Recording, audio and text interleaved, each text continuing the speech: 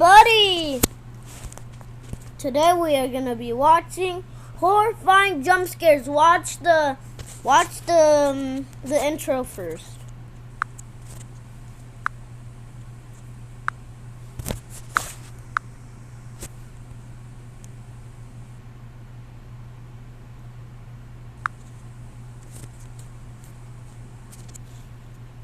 Oh no. No. No. No. No. No.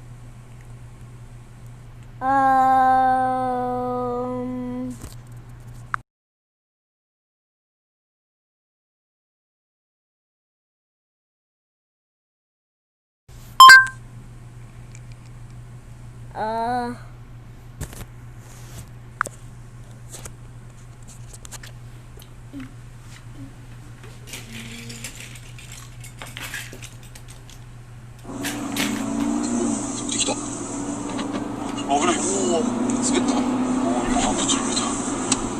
何あれ？これどう？何？Ah, Jesus.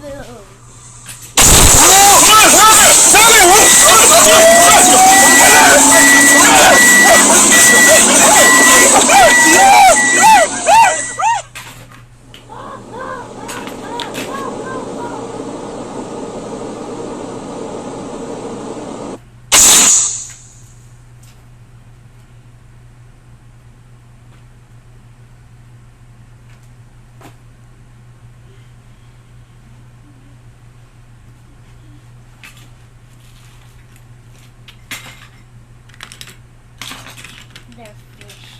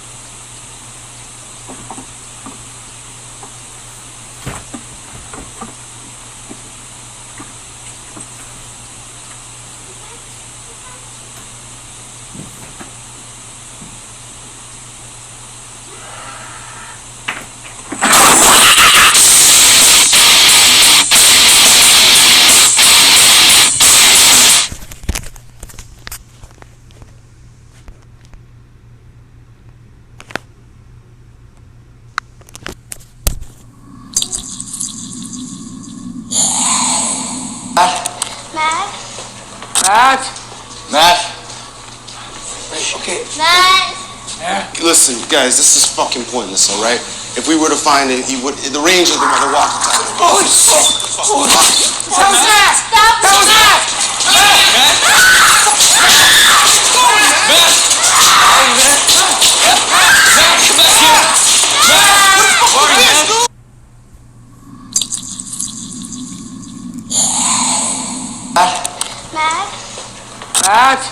Matt? Okay. Matt! Listen, guys, this is fucking pointless, alright? If we were to find it, the range of the walking time. Holy fuck! That was Matt! Stop! That was Matt!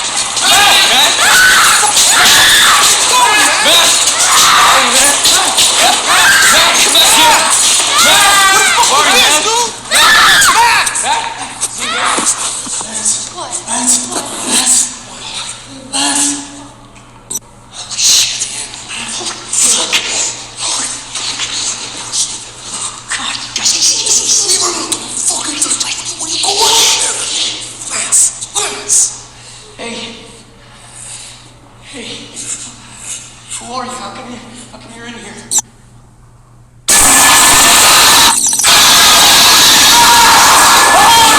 Oh,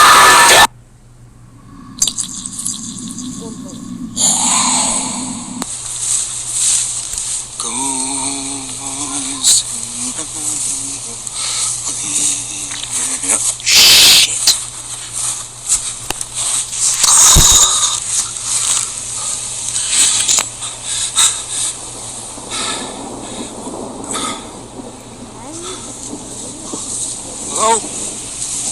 Hello?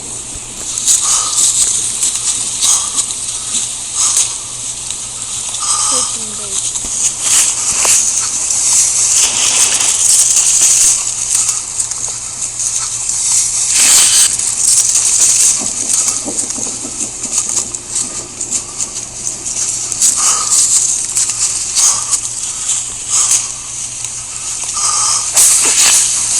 Who's there?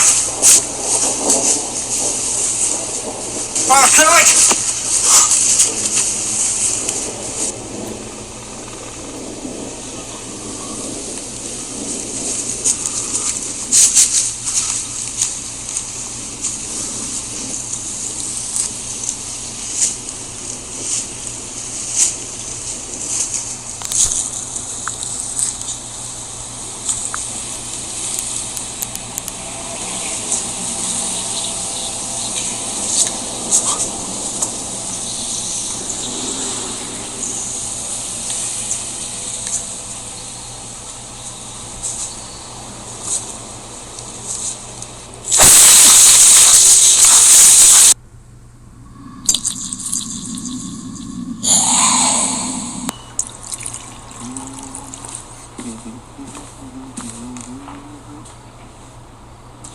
The fuck? Put that controller up.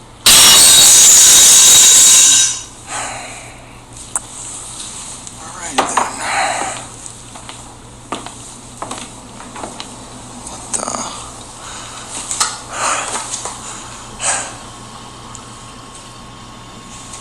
Okay.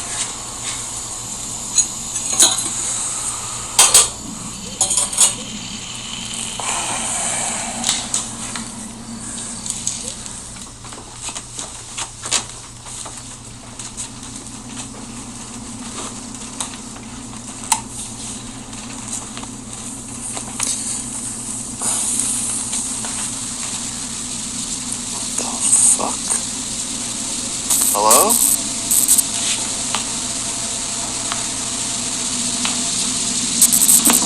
Hello? Oh, come on. What the fuck is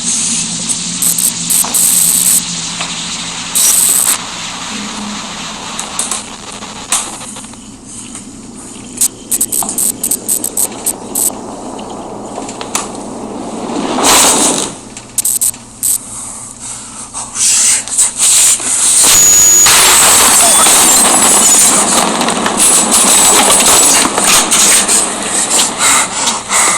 Oh, shit.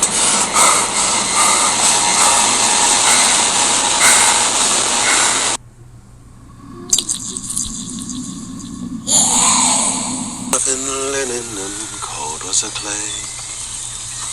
So beat the drum slowly and play the five low. The fuck? Uh-oh.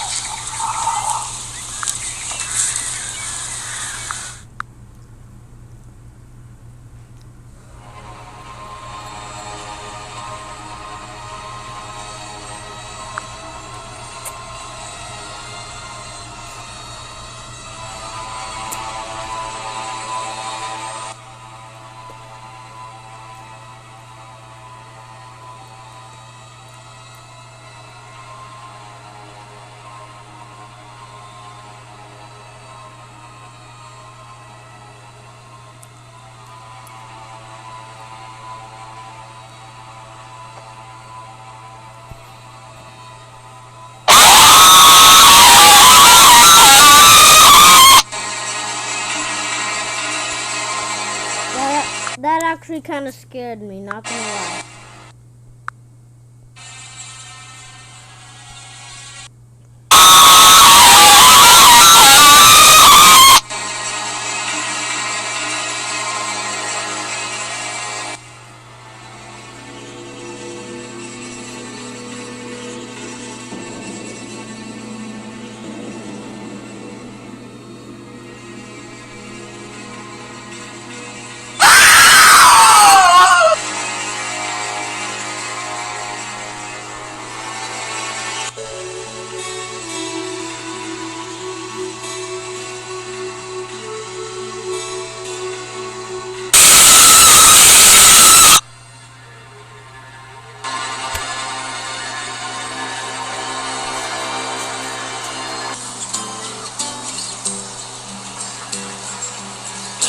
singing in the dead of night.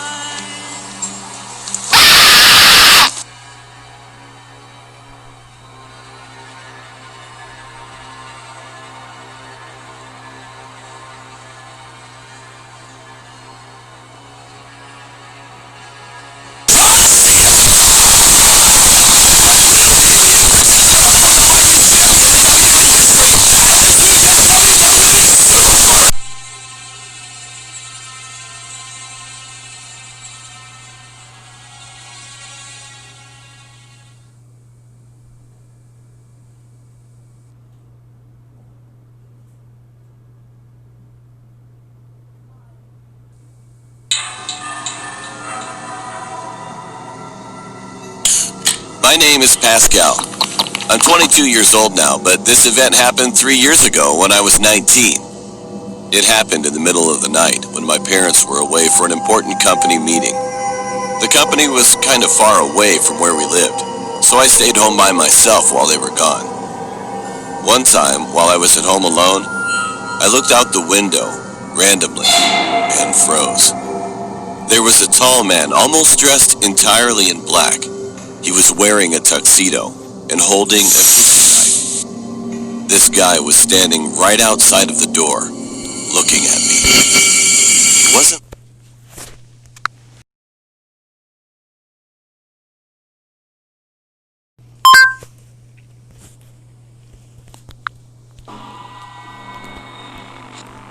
Okay, so this happened when I was around 9 years old. I'm 25 now, and it's something I will never forget. It still gives me goosebumps to this day. I live in a terraced house, which for those of you who don't know is 4 houses combined, and my neighbors and I each have our own little patio. There's a small road 10 meters from my yard where people do their Sunday walks and so on. Only a small fence separates my small yard and patio from that road. I live in a pretty crowded area with several of these terraced houses spread around in my neighborhood, so seeing people walking on that road is pretty normal for me. Seeing random people standing on my patio is not. When I was 9, I usually got home from school about an hour before my mom got home from work. I live maybe 50 meters away from school, so my mom figured I was mature enough to be home alone for around an hour before she got home. This particular day I got home from school. I did the usual thing, which was to make sure I locked the front door and double-check that the back door leading to the patio was also locked. I mean, I was 9, so being alone was a little scary even though it was in the middle of the day and only for about an hour. I then rushed to my room upstairs to play as much PlayStation as possible before my mom came home and made me do my homework. While playing, I heard this noise coming from outside my window. My room was located 1 floor over the patio with a view to the road I told you about earlier. It was kinda like the sound of a cat, but my cat had been missing for over 3 months. Hope sparked my mind and I thought, oh my god, did he finally come back? I ran downstairs to check if it was my cat, but the sight that met me gives me goosebumps just writing this. There was a guy standing on my patio. A tall guy with black hair covering half of his eyes, making him look like a male version of the Ring Woman or something. I could hear him making high-pitched sounds, almost like a cat meowing. A brown liquid was running down from his mouth, and I could see him spitting out my dad's stopped cigarettes. He was actually eating from the ashtray. I was frozen observing this. Eventually I snapped out of it and screamed so loud that the man must have heard it. He didn't react. He just kept on eating from the ashtray. I ran upstairs to my room, locked the door, and called my mom, who then called the cops. I've never been more terrified in my life. Laying in bed under my sheets, shivering with fear as I hear those creepy, high-pitched noises from the guy eating cigarette stumps from the ashtray on my patio.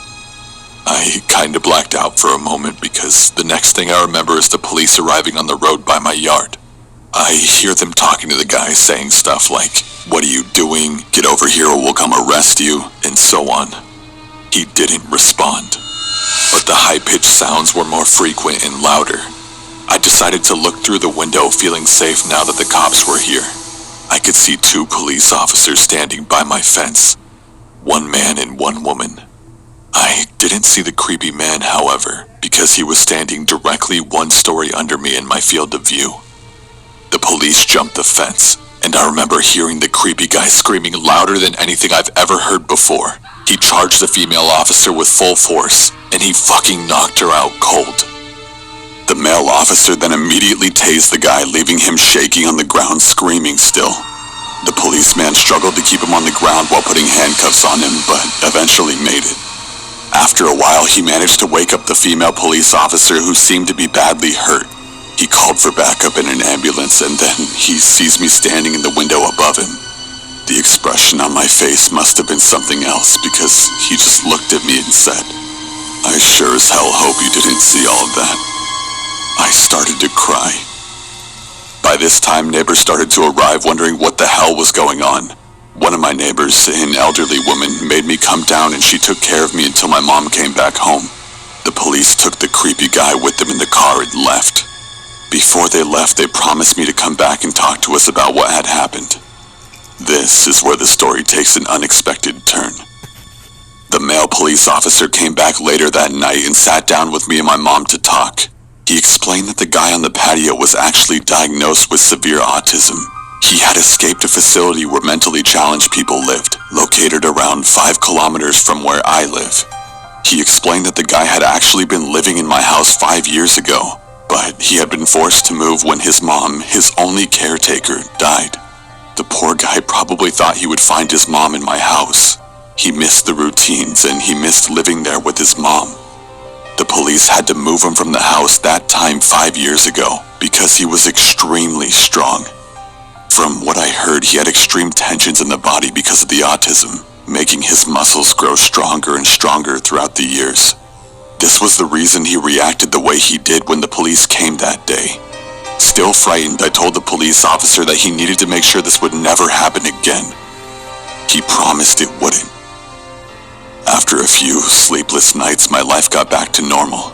The years went by, and the guy didn't ever come back, until 1 year ago. At this time, my mom and dad had moved out. I bought the house from them, and I'm still living there today. I was enjoying my morning coffee on the patio when I see this random guy stopping on the road by my fence. He just stands there, looking at me. I look at him and give him a nod, and then I hear the high-pitched noises. Holy shit, it's him. His hair had turned gray, but the high-pitched sounds had made me recognize him. My heart started racing, and I instantly remembered the reason why he was back. I realized that he must have managed to escape again. Because I kept my cool a bit longer than when I was 9, I started to realize how sorry I felt for the guy. 16 years later, and he was back to look for his mom. I decided to carefully ask him if he wanted to come down to the patio. He instantly jumped the fence. I started to think that he would knock me out like he did to that police officer. But he didn't. He smiled. He looked at me and smiled. I offered him to sit down, but he didn't respond.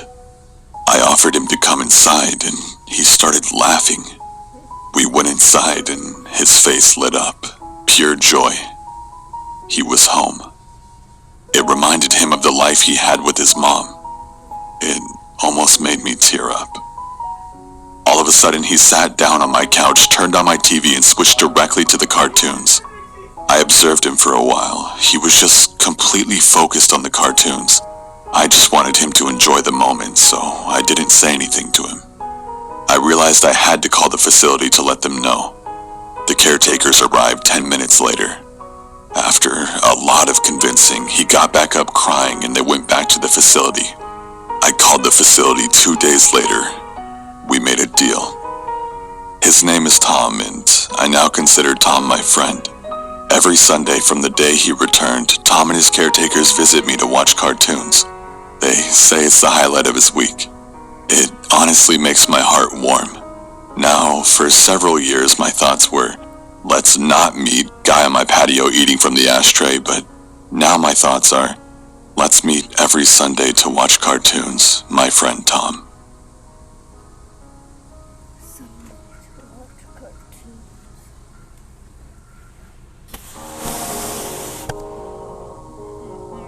One time I went to the bar with one of my friends. I had just turned 21, so I haven't been to many bars up to that point. My friend was drinking on the way to the bar, so he was already pretty drunk when we got there. When I sat at the bar, a cute girl came and talked to me and my friend. She said her name was Candace, and I noticed she had really, really bright red hair. I assumed she dyed it. I mean, it was pretty, but unnatural. Anyways, the girl was flirting with me and my friend.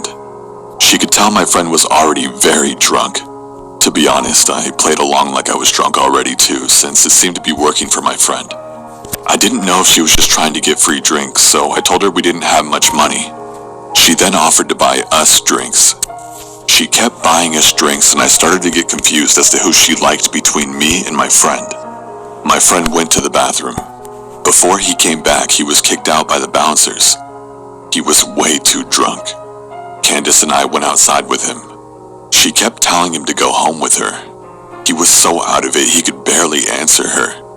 I told her he was too drunk and that I couldn't let him go anywhere. I didn't want him to wake up hungover in some random house with no car and no idea what happened. Candace kept pushing it, saying that she would take good care of him, but I told her no because I had to stay with him. I was more sober than him and he was my responsibility. I told her the only way he was going anywhere was if I tagged along.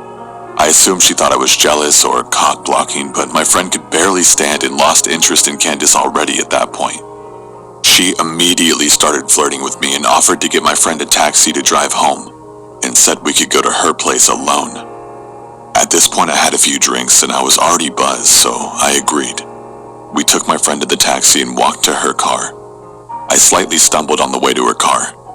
Wow, you're pretty drunk, huh? She said, smiling as she held onto my arm. Yeah, I said. I don't know why, but I just felt slightly shy and anxious. Everything was just happening too easy for me, so I felt uneasy. We got in her car and we drove down the street. Want to stop at the liquor store and get some more to drink? I'll buy it, so don't worry about paying. She offered. I didn't want to drink any more than I already did. I mean, I was already buzzed and wanted to be able to carry myself throughout the rest of the night. Sometimes I made myself look stupid when I'm drunk, so I didn't want to ruin anything with Candace more than I already did earlier with telling her my friend was too drunk. I told her I was already drunk enough, but she insisted.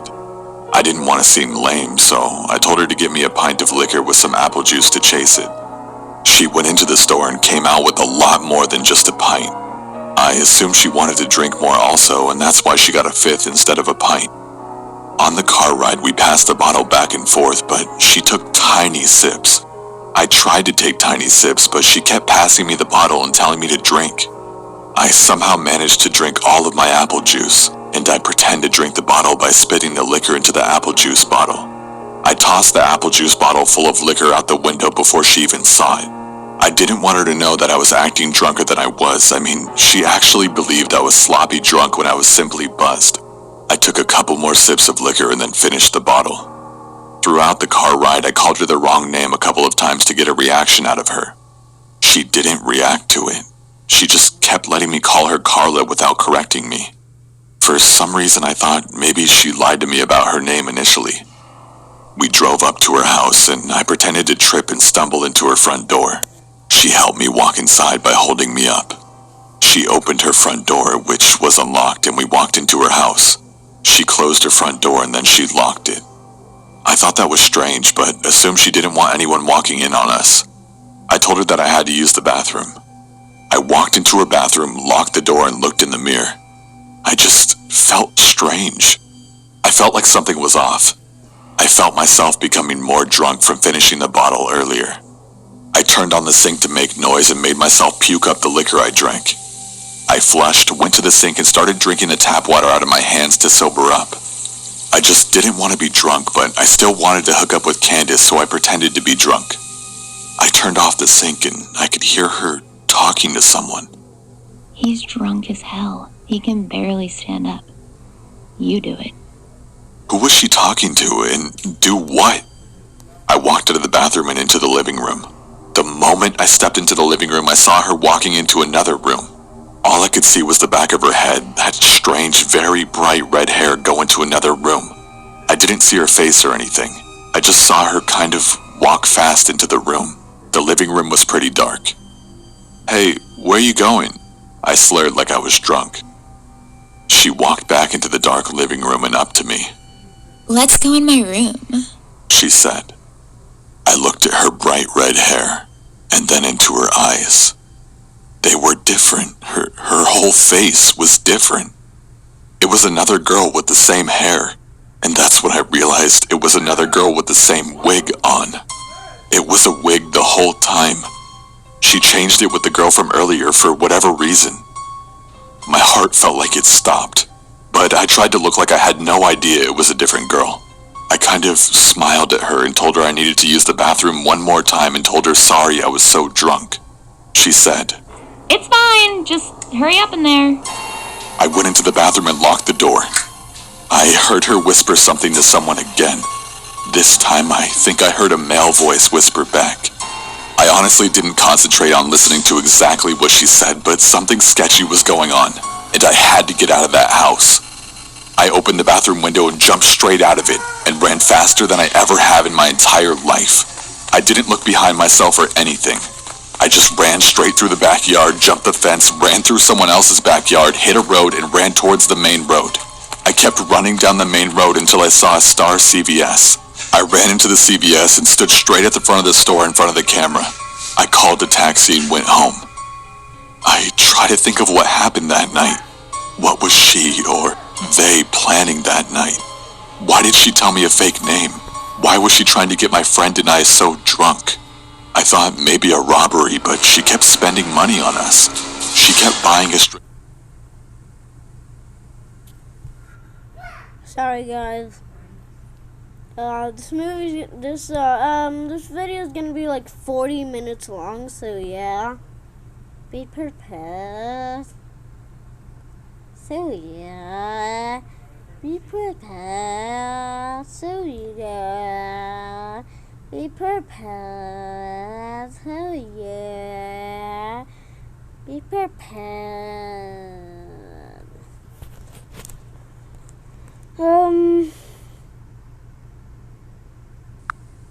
The store in front of the camera. I called it truck. I looked and saw that I was almost to the pull-off where I could turn around. When I looked back, my heart skipped about 5 beats. The man who had been slouched over in the driver's seat was now walking at my car in a hurried pace, while a few other men jumped out of the camper shell and started moving towards me as well. I panicked and accelerated backwards into the pull-off, which messed up the undercarriage of my car pretty bad. As I put it into drive, the guy was already at my passenger side door tugging on the handle, which thank the Lord was locked. I only caught a brief glimpse of him, but his face appeared to be scabbed and leathery. Definitely a meth head or some sort of drug abuser. I sped away and didn't slow down at all until I reached the house, constantly checking my rear view to see if they were following.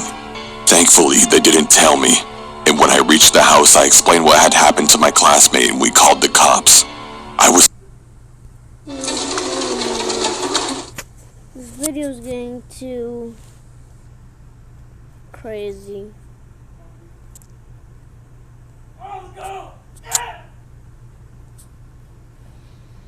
Hey, Eden and Eric, what's up, dudes?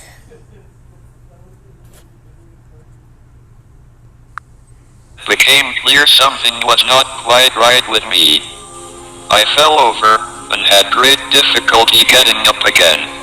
My mother realized something was wrong and took me to the doctor.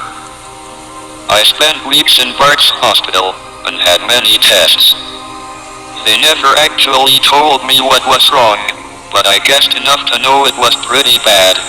In fact, the doctor who diagnosed me washed his hands of me, and I never saw him again. He felt that there was nothing that could be done. At first I became depressed.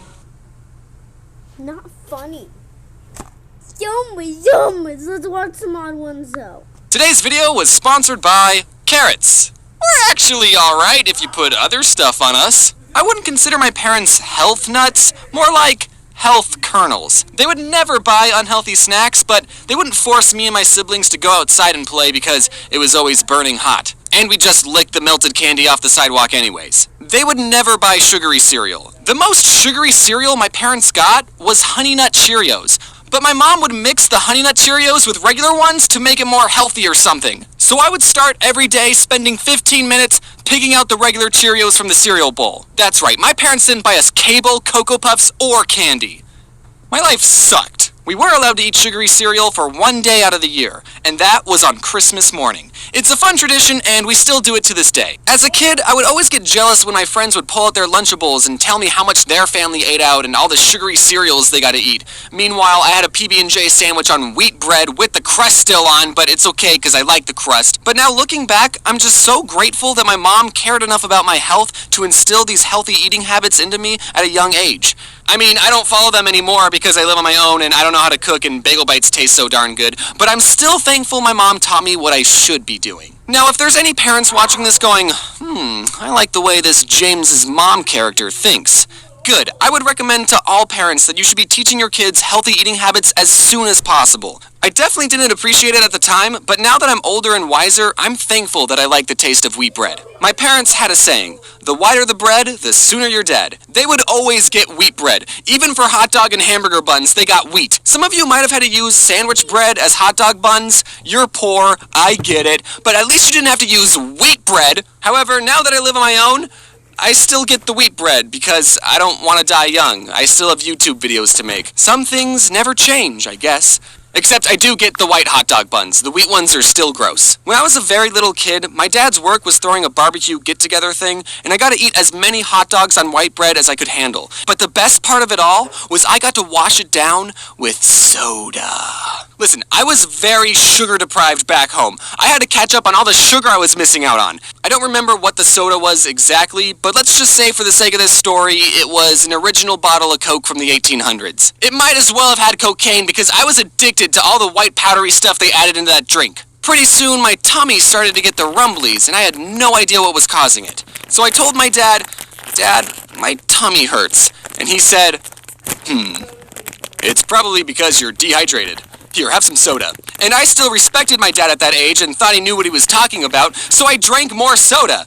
And then I threw up and my dad said, "We should leave." I mentioned this next story in my first book, available in bookstores near you. Be on the lookout for book number 2, coming out at the end of March. But one time my mom bought a giant 3-pound bag of Skittles. I forgot what she bought them for, but they definitely weren't for us. She locked them away in a closet because she knew what us kids would do if we got our grubby little hands on the Skittles. This wasn't the first time my mom had to hide candy from us, but this time she forgot to lock the closet, leaving the Skittles unprotected. And me and my older brother ate the entire thing, and we would have gotten away with it, but then something came up.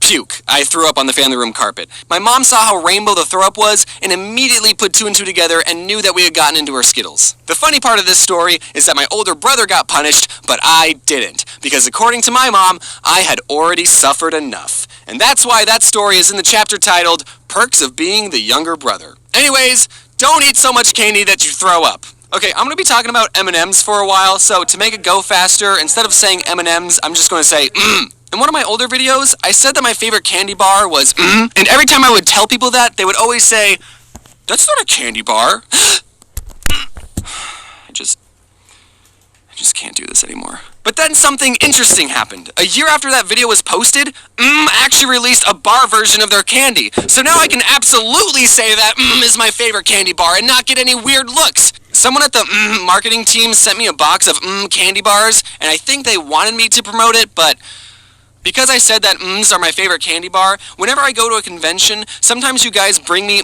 candy, which is very thoughtful, but, you know, I like other things too, like Oreos and Twix and money. You know, I'm just saying you don't have to bring me all the time. When I was visiting London, I went to the store with my friends Adam and Mads, and if you don't know about the London store, it's 4 stories tall, 35,000 square feet, and according to Wikipedia, the largest sweet store in the world.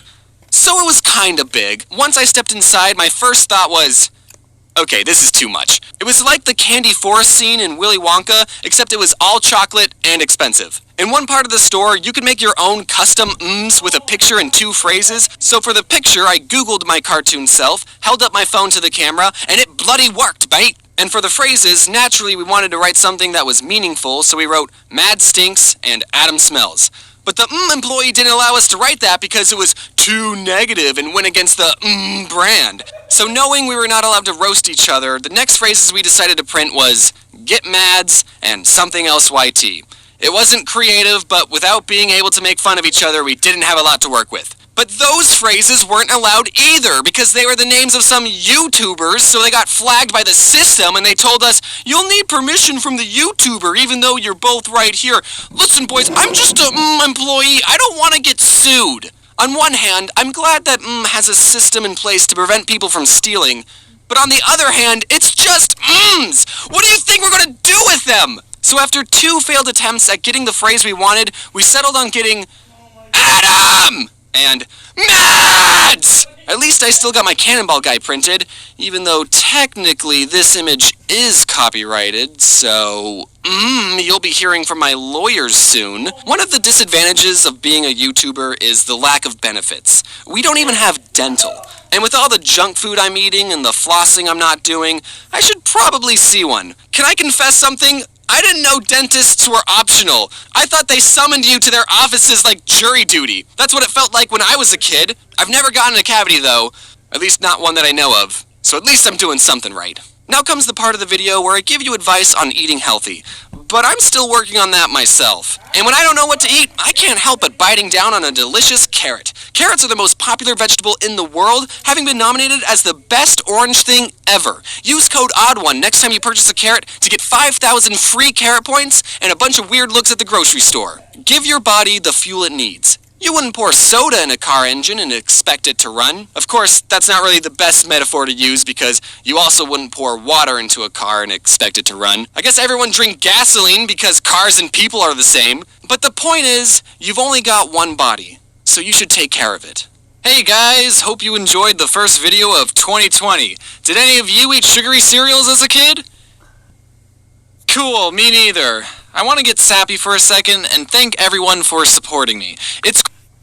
You know, I never really understood trigger words until I got roommates. I hated my roommates. Except for you, Isaac. He watches my videos. Oh, James, you didn't hate your roommates. You just mildly disliked them. Yes, I did. When I first moved out of my house and went to college, the day I moved into my apartment and I opened the front door, this is what I saw.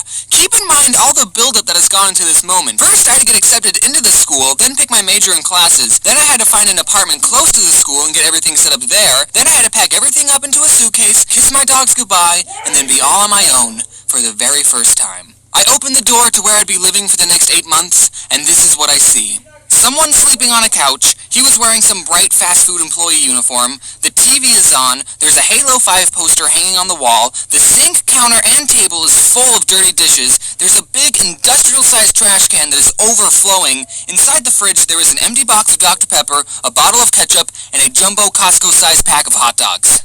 Where did all these dishes come from? Fun fact, those hot dogs were still in the fridge when I left. But the worst thing that was there was about 1 million basketball cards just lying on the floor. I'm not even exaggerating, here's proof. Okay, so I got a single room because I brought all my drawing stuff, and I would feel bad if I shared a room with someone and he had to deal with all my drawing stuff being there, and also I wanted to be alone. Looking back, I'm so glad I got a single room because that room couldn't even fit myself. Literally, I could stand in the middle of the room, hold my hands out, and without moving my feet, I could touch the walls of the room. Maybe I just have long arms, I don't know. I mean, I could settle for a small bedroom, but what made living there so horrible were the roommates. What I didn't realize is that these boys also got private rooms, so that means that they too were socially awkward and kept to themselves, which you might think is a good thing, but you'd be wrong! On the first night of being by myself, I unpack all my drawing stuff and I set it all up, then I turn on the computer and the screen is just black. Nothing was turning on. I tried everything to fix it and it just wasn't turning on. Eventually I contacted the people who made it, sent it in, and then I got it back working. But during that week while the tablet was being fixed, like, seriously, no joke, that was probably the worst week of my entire life. I'm being serious, making comics and YouTube videos was what kept me sane. And that first night of being on my own and my tablet broke, I cried, guys. I couldn't even eat food, I was that sad. I hit rock bottom. I remember just watching Captain Sparkles and Game Grumps highlights all day. But then the day I got it back, I was a drawing machine. I posted a comic the very same day. So let's spend the rest of this video talking about these previously mentioned roommates I had. The first person I need to talk about is Isaac. He was the only one that I like, and he's also the only one I told that I made YouTube videos. Now this boy wore Obey hats, he vaped, and he said stuff like, "That's dope." But you wanna know why I liked him the most? Because he did the dishes! Like, me and him did the dishes. It wasn't just him, okay? I'd probably never become friends with him in any other circumstance. Just wanted to say that he was the cool one. I like him. Hi, Isaac. I miss you. I was looking at this post on the internet, and it was where the old memes are today. And for the after picture for the Scumbag Steve meme, it looked exactly like my roommate, who I'll just make up a fake name for, Steve for convenience. I'm pretty sure I was roommates with a meme. Just put a fedora on this meme, and boom, that's my roommate, Steve. And it was a very fitting meme, too. This guy wouldn't do the dishes, he always cooked this ramen thing in the microwave, and would leave this gross juice stuff behind. So then when I would go to use the microwave, it would get my paper plate soggy. So I would have to check every time before I used it to make sure there was no juice stuff behind. And also at night he watched anime without headphones, subbed. Anime has a certain sound to it, I don't know if you knew that. It's like normal Japanese, but really emphatically. Luckily, it was usually late at night when he started watching, so I would just have to get to sleep before he started and I would be all good. James, why didn't you just ask him to turn it down? I did! One night I went into his room and I said, "Hey man, can you turn it down?" And you know what? He did turn it down for that night. That night. That one night. The very next night, but you know, he wasn't too bad. He would spend most of his time in his room playing video games, and I would spend most of my time in my room drawing. So except for the microwave juice thing, we didn't get in each other's way too often. Here's actually a funny story. So when I was filming the part in the vegan video when I crumpled up Oreos over Reese's Puffs, Steve walked into the kitchen and he saw me filming this sugary vegan concoction, and I just said to him, "Don't ask."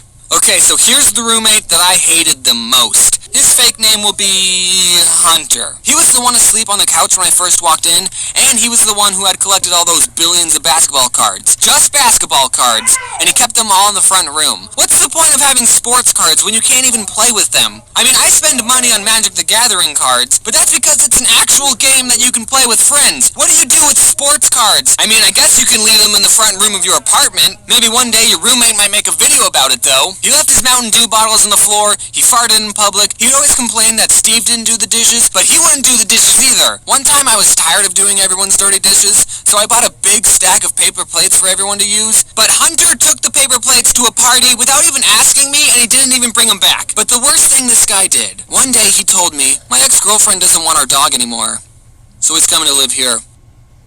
What? So this boy wants to bring a dog in an already very small, cramped apartment. I couldn't believe this! The dog's name was Snoopy and I loved him. Hunter would put him in his kennel at night, but one night I was like, "Hey, Hunter, Snoopy can stay with me if you want." And then boom! From that day forth, I was the one taking care of Snoopy. Snoopy would now sleep in my room, I would be the one who took him out for walks, and I fed him slices of lunch meat. What was great was that when I would go into the kitchen and Hunter would be watching TV, he would call for Snoopy, "Snoopy! Snoops! Snoops!" But he wouldn't come. This dog would follow me everywhere. And then one day Hunter said, "Hey, do you just want to have Snoopy? I was going to get rid of him." And then I said I would take him. And then later that same week, Hunter moved out. He took all the toilet paper too. He basically gave me a dog. And of course I loved that dog. But we lived in such a small space and I was always busy with school and drawing. I knew these weren't the best conditions for a dog to live in, and I'm pretty sure my apartment didn't even allow pets. So I asked people I knew if they wanted Snoopy, and my grandma got one of her friends to take care of him. So I dropped Snoopy off and I've never seen him since. And that's it, the end. There was another roommate who I didn't even mention. He always worked a lot, so I didn't really see him too much. He had an electrical toothbrush, and I think since I was already mad at my roommates, when I would be trying to go to sleep, and he would start brushing his teeth, I would hear the electrical toothbrush going, and I would just start shaking with anger, like... Hey sis, it's Fleeceness, cause everybody up to get fleeced. The whole squad looking fly in the house here. It's the coziest Fleeceness that ever existed. Shop cozy styles for everyone on your list. We holiday only at Old Navy and OldNavy.com. Hey, this is kind of like a part 2 video. I mean, you don't have to have seen the part 1 video to understand what I talk about in this video, but I mean, if you haven't watched part 1, you should. So So I used to work at Subway, and to be honest, about 80% of the customers were fine. Sometimes they would do something that would just personally annoy me, like ask for a meatball on flatbread. So don't feel too bad for me. Like sometimes people would ask me, can I have a turkey with lettuce, tomatoes? Whoa, slow down. What kind of bread? Footlong or 6-inch? What kind of cheese? Is it toasted? Then we'll talk about vegetables. And every time someone brought in a list, there would always be something missing on it. Always. I never had someone come in with a complete list. I would ask someone, what kind of cheese? And they would say, they didn't specify. Well then, if they didn't care enough to remember cheese, I guess they'll get Swiss. If anyone watching is currently working at a Subway, then feel free to use these tricks. If someone asked me, what kind of cheese do you recommend? I would always say provolone, because it's the easiest cheese to pull apart with gloves on. Really, if anyone asked me what I recommended, I would just tell them the easiest thing for me to do. But even after I gave my insightful provolone cheese recommendation, sometimes people would still say, I'll take American. Why do you even ask me what cheese I would recommend if you're not going to take it seriously? Another thing that would annoy me is when people would say the sandwich was all done, but they didn't put any sauce on it. So I would ask, any sauce? And then they would be like, oh yeah, mayonnaise. Oh, why did you tell me it was all done if it wasn't? Also, the receipt machine at the store took like 7 seconds to print out the receipt. So it would be very awkward every time I would ask people, do you want your receipt? And then they would say yes, and then we would just stare at each other until the receipt printed. So what I did every time someone swiped their credit card, I would just stare off into space, and in my head I would count to 5, and then I would ask, do you want your receipt? And by the time they said yes, it was like magic. As soon as they said yes, the receipt printed. At Subway, you only work with one other person. So if someone got annoyed and said, let me talk to your manager, I would just look at them and go, listen, I've been here the longest. The only other person in this store is a 16-year-old girl, and she technically isn't old enough to use a toaster, so I'm probably your best bet. I'm the manager. Like, do people think the manager will automatically take their side and give them free stuff? Yes, actually they do think that because it happens all the time. I would consider myself a pretty laid-back Subway employee. I didn't like to be stingy with people, even though I was disobeying the Subway formula on purpose. Oh, you want more than 6 olives on your footlong? Sure. Here, have a 5th slice of cheese. $1.50 for avocado. I'll charge you 75 cents, buddy. I probably shouldn't be saying these things, you know, in case this whole YouTube thing flops and I need a job. So I wasn't really strict on the rules. You know those fast food workers who are strict? No, we won't serve breakfast at 10:02. Get out. But being pretty laid back still didn't stop people from being annoying. So this one person comes in and asks for 2 footlong pastrami sandwiches. And pastrami is our most expensive sandwich. It's about $10 for a footlong. And guys, the pastrami is super good. But I wouldn't pay for it. I mean, it's good, yeah, but I'm not paying $10 for a footlong. It's not worth it. So this guy, I make his 2 sandwiches, I ring him up and I say, that'll be $20. And I guess he didn't look at the price of the sandwich on the menu, or he thought we still did the $5 footlongs, because he said to me, I ain't paying for that. And this is when I was just starting out. I only had like a week of experience. And after he said that, I responded, well, shoot. I guess you're not paying for it. I didn't know people could do that. Hey, I want this. Alright, that's $20. Nah, you don't want it? No, I want it. I'm just not paying for it. Okay, no, but actually, we did come up with a compromise. He told me that he had $12, so he ended up paying for one of the sandwiches,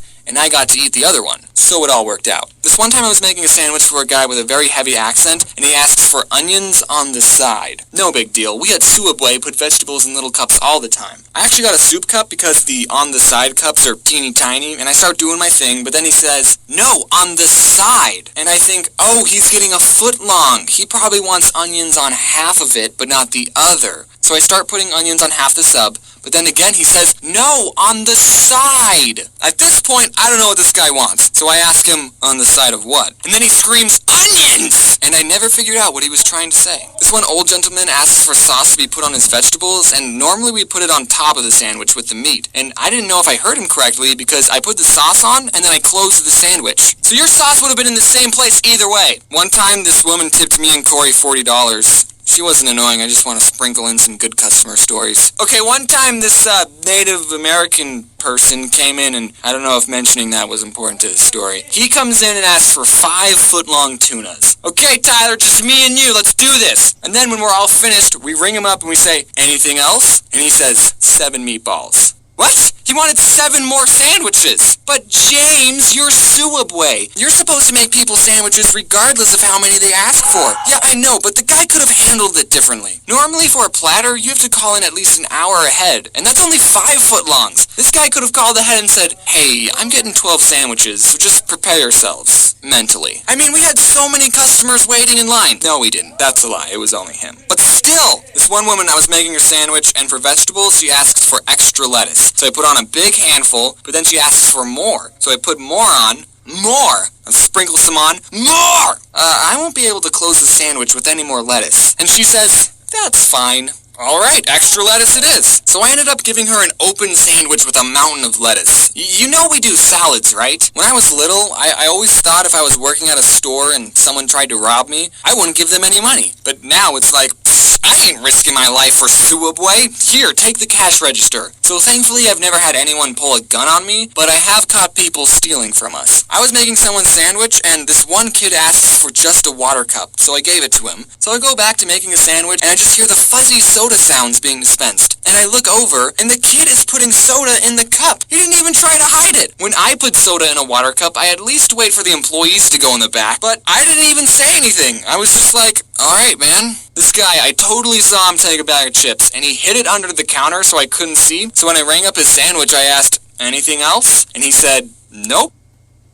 Alright, whatever. Okay, last story. I was in the back, and I was playing some Clash of Clans, and we have a computer that shows what the cameras see, and I see this woman who was eating there. She reached over the counter and took 3 large cups, and I did nothing to stop it. You know, I'm the kind of person that's like, the fast food employee is always right. Say if I was eating somewhere, and I asked for a chicken salad, and they said, we only have tuna salad. I'm the kind of person that's like, oh, well, I guess I'm having the tuna salad then. I think people need to realize that these fast food workers are actually people, and not something for you to use to get a free sandwich. I did mean it when I said in the last video that everyone at some point should work in a fast food or retail job. It's nuts. Okay, we're done.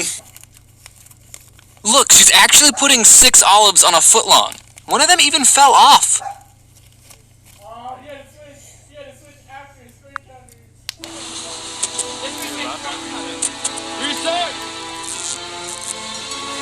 And action!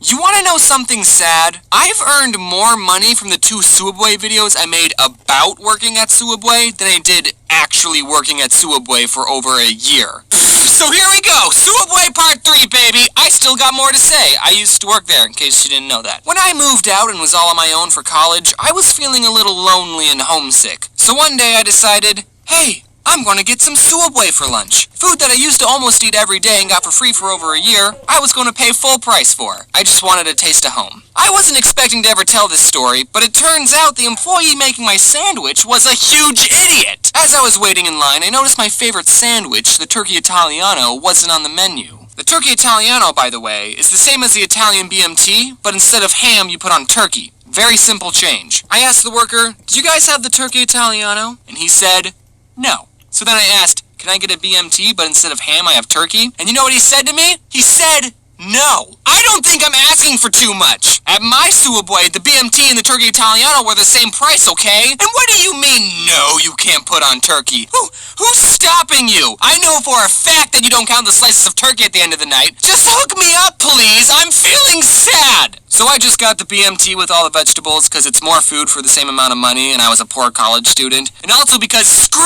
that guy! Have fun trying to close that sandwich! But then when he was all done, he put my sandwich by the cash register and then he just started helping the next customer. And they hadn't even started making their sandwich. Just ring me up so I can leave and then help the next person. But no, I had to wait for him to finish this person's sandwich. If I wasn't so nice, I would have just took the sandwich and walked off. But I didn't. Because I'm so nice. I've realized telling you that story, it sounds like I'm one of those customers who complain about everything and say, let me talk to your manager. But really the whole time I just stood there awkwardly. But I think I can complain a little bit. I used to work at a Subway. I know how things are supposed to work. Subway, if you're somehow watching this, you need to hire more people. Like me. Speaking of me, when I was working at Subway, I never liked wearing my name tag because when I was making people's sandwiches, I hated it when complete strangers would say, thanks, James. How did you know? Oh, right, the name tag. So I never wore my name tag. I just work at Subway, okay? We don't need to know each other on a first name basis. Just take your food. For some reason, I don't like it when strangers know my name. But now that's all thrown out the window. This one time a customer came in, and for some reason I couldn't help but feel like I'd seen her somewhere before. Her face was so familiar, but I couldn't put my finger on it. So I made her sandwich, I rang her up, she paid for it, and as she grabbed her stuff she said, "Yeah, I'm going up to my father's funeral this weekend. After my mother died, he couldn't last that long." Oh, that's why I remember her! She came in last week telling me the same story. What are you supposed to say to that? Yeah, that really sucks. I'm just some underpaid sandwich artist with really bad people skills. Did she really not have anyone else to talk to? That just makes it extra sad. I ended up giving her a free cookie. I'm just kidding. No, I didn't. Luckily, my coworker Corey heard this and he talked to her and he was very nice. Corey's a lot better at being nice to people. One time I was closing the store, I turned off the open sign, and I was opening the front door to bring in the table and chair from outside. But while I was bringing in the table, these two old guys got out of their car and asked, "Are you guys closed?" "Yep," is what I would have said if I wasn't so nice. Instead I said, "Ugh, fine." Even though it was past 10, I let them order their sandwiches. When they came in, the 16-year-old girl I was working with was not happy. They started apologizing for coming in so late. "Oh, I didn't realize places in Arizona close so early. Blah, blah, blah, we're vampires." And I said, "It's whatever, just order your sandwiches." And then he said, "Can I have 3 salads?" And I actually laughed. But he didn't laugh. "Oh, you're being serious. I let you in past closing and you want 3 salads? Do you know how many dirty dishes that'll make?" As I was making this guy's 3 salads and 16-year-old girl was making the other guy's 2 foot-long sandwiches, a third guy not associated with these two came in. Guess he didn't see the open sign not illuminated. I finished helping the 2 old guys and then I started helping the third guy and he asked, "What time do you guys close?" 15 minutes ago. But after everything was said and done, the 2 old guys tipped us $5 and the third guy tipped us $1. So I mean, between me and the 16-year-old girl, a $3 tip ain't so bad. I actually heard from one of my old coworkers that the husband and wife owners of my old Subway watched my 2 other Subway videos. So they might be watching this one, and I just wanted to say that by letting those 3 guys in, I showed initiative and was looking out for customer satisfaction.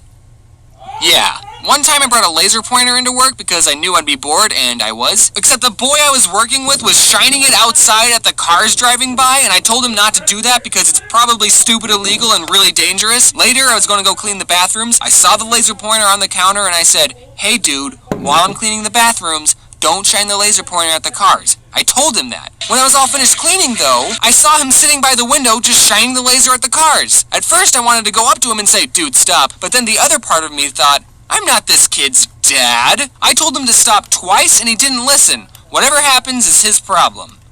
He ended up getting fired. Yeah, a lady came in and said, "Let me talk to your manager." And I said, I can give you her phone number. And boom, he got fired. I know I'm the one who brought in the laser pointer, but I don't really blame myself for him losing his job. That was a stupid thing for you to do, kid. Once again, I was a good employee. I mean, I didn't show that much initiative that time, though. So before I worked at Subway, I like to go to this taco place and get the same thing every time, the carne asada fries. Later, I learned that the carne asada fries are 2,000 calories. That was the only thing I ever got at this taco place. And I used to be super self-conscious, thinking, man, these employees must think I'm so weird coming in getting the same thing over and over. But then when I worked at Subway, I learned, nope, fast food employees don't care about you or your order. Unless you're mean to them or tell them that you're going to your dad's funeral, fast food employees will not remember you. One time someone came in and told me, "I'll have the usual." And I said, "I've literally never seen you before in my entire life." I didn't really say that. If any of you are working at a really slow Subway, here are some fun games for you to play. Cut up a loaf of bread into small pieces and make a mini sandwich with 1 meat and 3 different vegetables. Give it to your coworker and have them eat it without looking. Then they have to guess what's on the sandwich.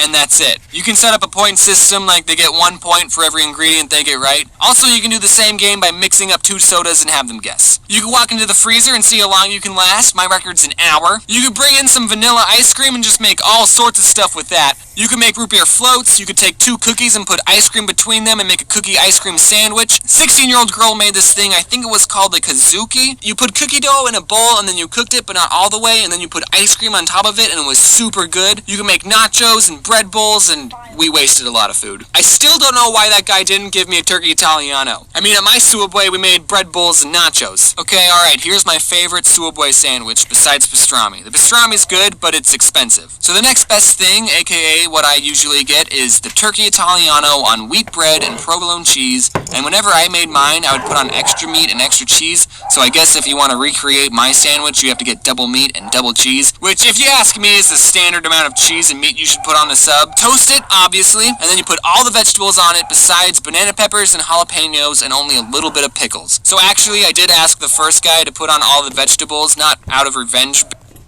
Alright, guys. That was a long video. Bye, guys.